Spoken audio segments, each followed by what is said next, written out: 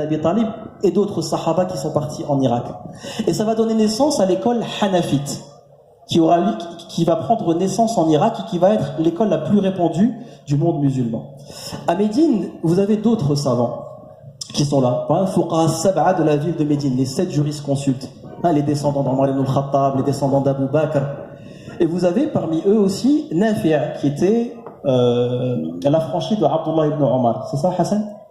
Nafi', l'affranchi de Abdullah ibn Omar, va donner naissance aussi à un savant qui est beau, qui est super, qui est l'imam Malik, qui fera partie de ses élèves. Il sera aussi l'élève de Rabi'atul Rai, un autre savant médinois.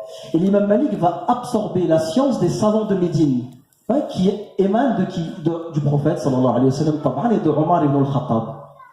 Donc, à peine 150 ans après la mort du prophète sallallahu alayhi wa sallam, vous avez déjà des divergences dans la constitution des écoles juridiques parce qu'ils n'appréhendent pas les textes de la même manière. Pourquoi? L'un est en Irak, l'autre est à Médine. L'un a absorbé le savoir des savants de Médine, l'autre a absorbé le savoir des savants d'Irak. Et ainsi, on va avoir 2 écoles. Et va se poser une question que se posent les musulmans de France aujourd'hui à cette époque, c'est de standardiser le droit musulman. Le calife va dire à Malik ibn Anas, le grand imam Malik, ô imam Malik, ton livre, le Muwatta, l'aplani, donc c'est un livre de hadith où l'imam Malik radiyallahu anhu va compiler les sentences du prophète sallallahu alayhi wa sallam, des compagnons et même de certains tabi'in, avec du droit, il répond à des questions de droit, et le livre il est magnifique. Et donc le calife, Abu Ja'far al-Mansour, c'est ça, va demander à l'imam Malik, il dit écoute ton livre, on va l'imposer à tout le monde musulman. Moi, ces histoires de Hanafites, Malikites, Al-Awza'i de son côté, Makhoul en Palestine, je vais standardiser tout ça, un dénominateur commun, tout le monde aura le même bouquin, il y a le Coran, il y a la Sunna, il y a le Muwatta. Et on n'en parle plus. Que va répondre l'imam Malik? Il va dire, ça va être moi le savant des savants et tout le monde va s'écraser devant mes sentences. Jamais l'imam Malik ne répondra. Ça, il lui dira, oh non, calife. Les sahaba se sont dispersés le long du territoire islamique. Et ils sont tous partis avec une partie de la vérité. Pourquoi moi qui n'en ai qu'une de partie de la vérité, je l'imposerai à tous les autres? Jamais. Il me faut faire une chose pareille. Et l'imam Malik, il est beau également, vous savez pourquoi? Parce que dans certaines de ses sentences, quand vous allez étudier le droit musulman et entrer en profondeur, il peut lui arriver d'annuler la sentence de son école pour aller chercher la sentence de l'imam Abu Hanifa. Ce qu'on appelle Mura'at al-Khilaf. Vous comprenez ou pas? C'est-à-dire que sa sentence à lui, je vous donne un exemple. Chez les Hanafites, la femme, elle n'est pas obligée d'avoir l'accord de son père pour contracter un mariage. D'accord? Chez les Malikites, c'est obligatoire. Donc le mariage ne serait pas valide si le père ne donne pas son accord. Que fait l'imam Malik quand un couple se présente à lui avec enfant et que la femme s'est mariée sans l'accord de son père? L'annule-t-il? La condamne-t-il? Ou alors il dit, attendez, si je vais au bout de mon avis, ça va être dur, parce que ça veut dire que ces enfants sont illégitimes. Il y a énormément d'éléments du droit qui découlent d'une décision qui n'est pas la vérité révélée. Vous comprenez? Qui est soumise à interprétation. Si vous analysez l'interprétation hanafite qui autorise à la femme de ne pas prendre en compte, ou alors de pouvoir se marier sans l'avis de son père, vous allez dire, ah, ils sont forts les hanafites. Et si vous analysez la réponse des malikites, vous allez dire, ah, ils sont trop forts les malikites. Et l'imam Malik le sait ça. Donc qu'est-ce qu'il fait à ce moment-là? Il analyse les conséquences de son opinion. Qu'est-ce qui va découler de ce que je pense? Une catastrophe familiale. Et est-ce que l'islam est pour la dislocation de la famille ou la réunion de la famille? La réunion de la famille. Il va dire, je vais chercher l'opinion de l'imam Abu Hanifa. L'imam Abu Hanifa qui voyageait. L'imam Abu Hanifa qui est plus âgé que l'imam Malik et qui venait à la Mecque pour le pèlerinage et qui rencontrait l'imam Malik et qui débattait avec lui fraternellement.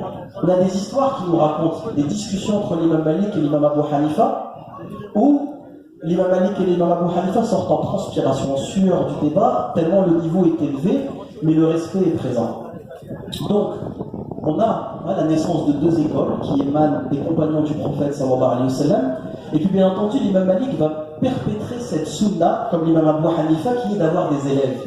L'imam Abu Hanifa aura 2 élèves, beaucoup d'élèves, mais 2 qui sont, on va dire, les piliers de son école, qui sont Mohammed ibn al-Hassan al-Shaybani et puis Abu Yusuf, 2 de ses élèves.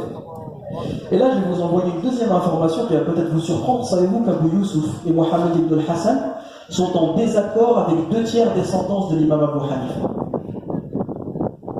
Vous m'entendez ou pas? Leur maître, qui va les éduquer, il va faire plus que les éduquer l'imam Abu Hanifa. Il est beau, il est splendide l'imam Abu Hanifa. Savez-vous qu'il était un riche commerçant et que c'est lui qui prenait en charge ses élèves sur le plan matériel, qui les a mariés et qui leur donnait une bourse pour vivre? Ouais. Ça, c'est l'imam Abu Hanifa. Allah, quand vous lisez sa vie, vous comprenez que ces gens ont laissé une trace dans l'histoire. L'imam Abu Hanifa, c'est lui, qui va subvenir à leurs besoins, qui va les marier, qui va leur donner une bourse parce qu'il était un riche commerçant. Et après sa mort, c'est eux qui vont écrire, qui vont codifier les réponses de l'imam et qui vont donner naissance à l'école. Et malgré tout, ils seront en désaccord avec leur cheikh sur 2/3 des questions du droit hanafite. Et oui. Et c'est la même chose pour l'imam Malik. L'imam Malik aura pour élève l'imam de la 3e école, l'imam Mohammed ibn Idris al-Shafi'i. Lui aussi, il est beau, il est magnifique, il est super. Vous savez que l'imam al-Shafi'i est le fruit de l'école de la Mecque, palestinien d'origine, dit-on, qui était mufti à 17 ou 18 ans à la Mecque. Il donnait déjà des sentences, le Coran par cœur, bien entendu, le fiqh de la Mecque et la langue arabe dans la tribu de Hudayl, qu'il aura apprise parce que les tribus arabes bédouines étaient celles les plus versées dans la langue arabe. Et il se fera recommander par le gouverneur de la Mecque de l'époque pour aller étudier chez Malik ibn Anas. Donc l'imam Shafi'i est un pur produit de l'école malikite.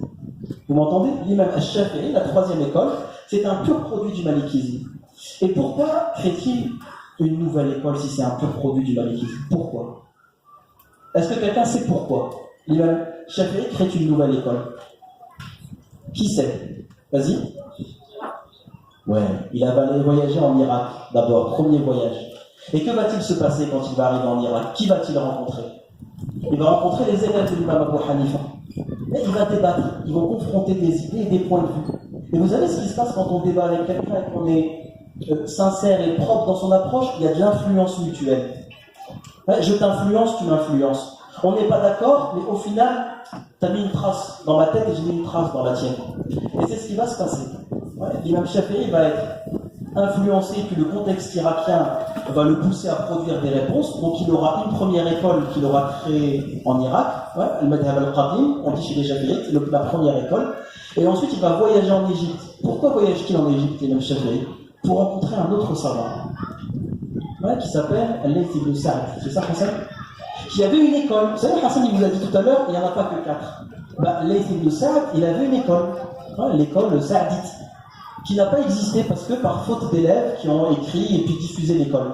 Et l'imam Shafi'i part pour être l'élève de ce savant, il va le trouver mort, donc il deviendra le savant de l'Égypte et écrira une deuxième école, l'école Shafi'i nouvelle. Et ainsi de suite. L'imam Shafi'i ne sortira pas de cette bonne sunna parce qu'il aura pour élève l'imam Ahmad ibn Hanbal, qui lui aussi créera une 4e école. Alors pourquoi une 4e école?